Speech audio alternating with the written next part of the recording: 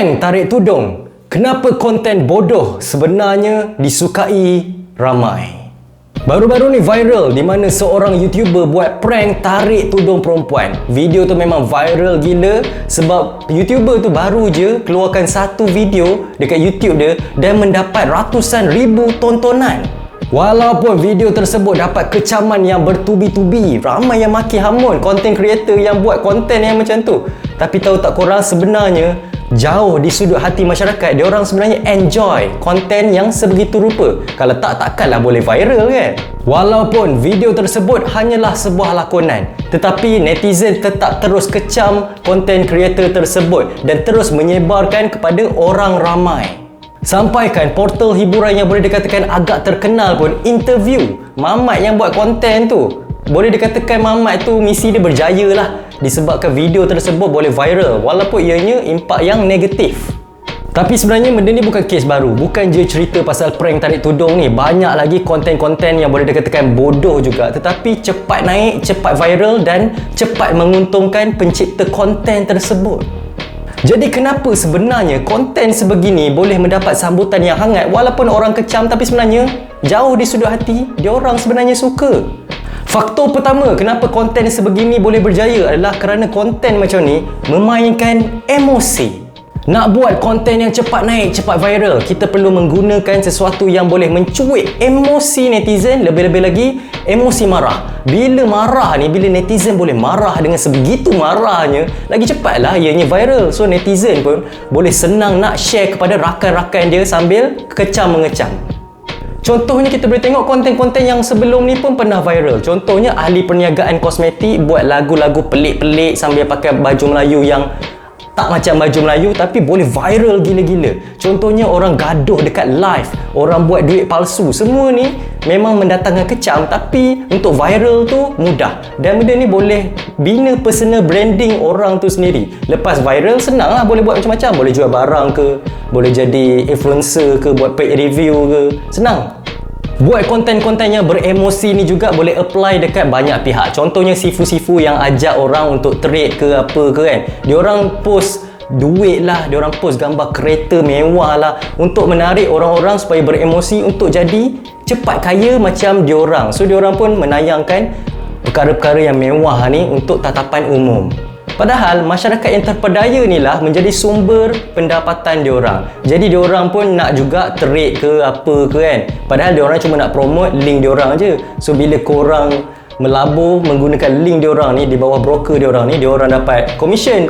Korang untung ke, korang rugi ke, diorang tetap dapat duit.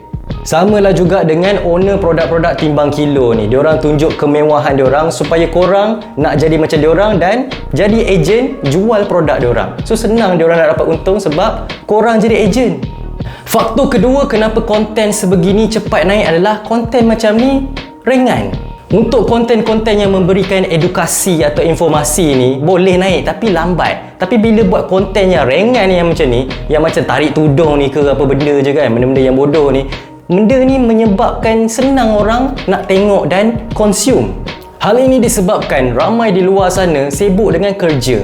Pergi kerja pukul 9, balik pukul 5. Lepas tu nak kena masak lagi, jaga suami lagi, jaga anak lagi kan. Jadi untuk dia hadam informasi yang berat, konten-konten yang berat, diorang susah lah. Jadi diorang perlu consume perkara-perkara yang ringan, yang senang nak masuk otak, yang tak perlu nak fikir panjang. Dan ini menjadikan sejenis hiburan untuk diorang. Walaupun ada konten-konten tertentu yang membuatkan mereka marah, tapi konten yang macam ni lah senang untuk diorang gosip dekat office pada esok hari.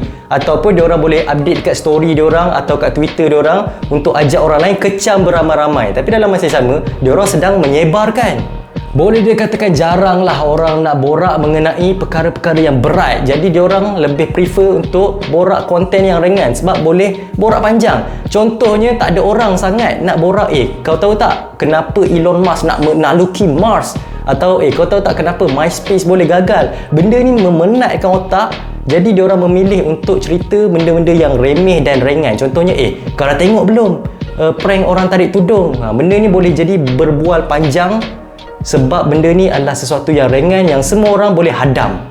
Lepas tu nak share pun senang, boleh ajak ramai-ramai untuk kecam video tersebut. Padahal dalam masa yang sama, diorang tengah sebarkan Sama lah juga macam kita tengok dekat drama TV sekarang ni. Kebanyakannya cerita ringan. Contohnya pasal konflik suami isteri, anak CEO tak nak ambil jawatan bapak dia ke apa ke kan.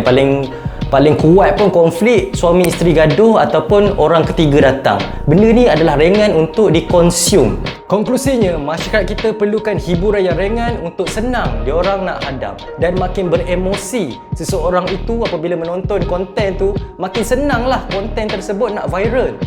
Hal ini disebabkan konten sebegini mampu alihkan perhatian diorang dari kepenatan hidup setelah menjalani hari-hari yang serius yang perlu diorang tempuhi.